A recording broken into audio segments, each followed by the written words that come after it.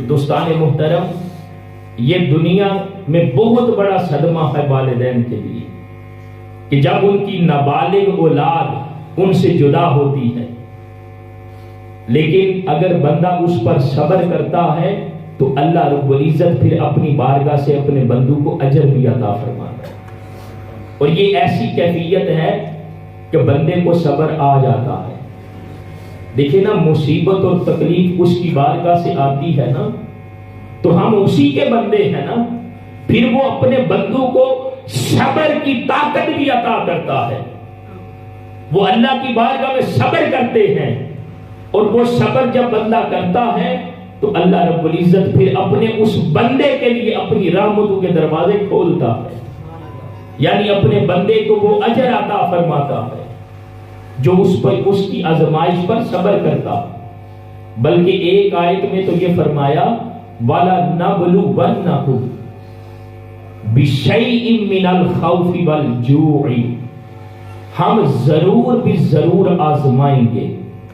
بِشَيْءٍ مِّنَ الْخَوْفِ وَالْجُوعِ، خوف کے ذریعے سے اور بھوک کے ذریعے سے، دو چیزیں، خوف اور بھوک۔ اور پھر آگے کیا فرمایا؟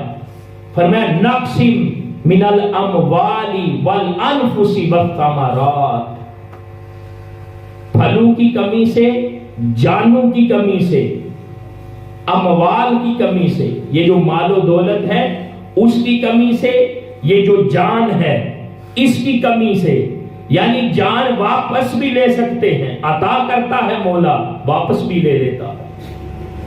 پھر فرمائی پھلوں کی کمی سے، یعنی نعمتیں اپنے بندوں کو کام عطا کی جائے، وہ سارا کچھ عطا کرے اور واپس بھی لے لے، آزمائش لیتا ہے۔ فرمایا میں اپنے بندوں کو ضرور آزماؤں گا، اور پھر جو اس پر صبر کرتا ہے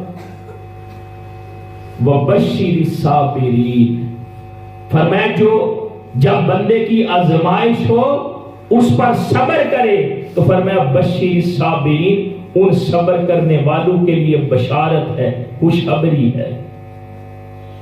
اور پھر فرمایا وہ اللہ کے بندے جن کی آزمائش ہوتی ہے نا، ان کی حالت کیا؟ الذین اذا اصابتہم مصیبہ، جب ان کو کوئی مصیبت پہنچتی ہے، یعنی جب ان کو آزمائش میں مبتلا کیا جاتا ہے تو ان کی زبان پر ایک بے ساختہ جو آواز نکلتی ہے وہ کون سی ہے؟ وہ کہتے ہیں انا للہ و انا الیہ راجعون۔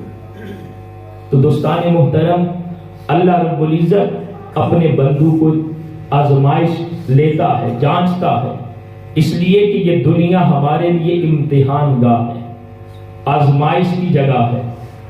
اللہ رب العزت ہم سب کو جب ہماری آزمائش ہو تو ہم سب کو اس پر صبر کرنے کی توفیق عطا فرمائے۔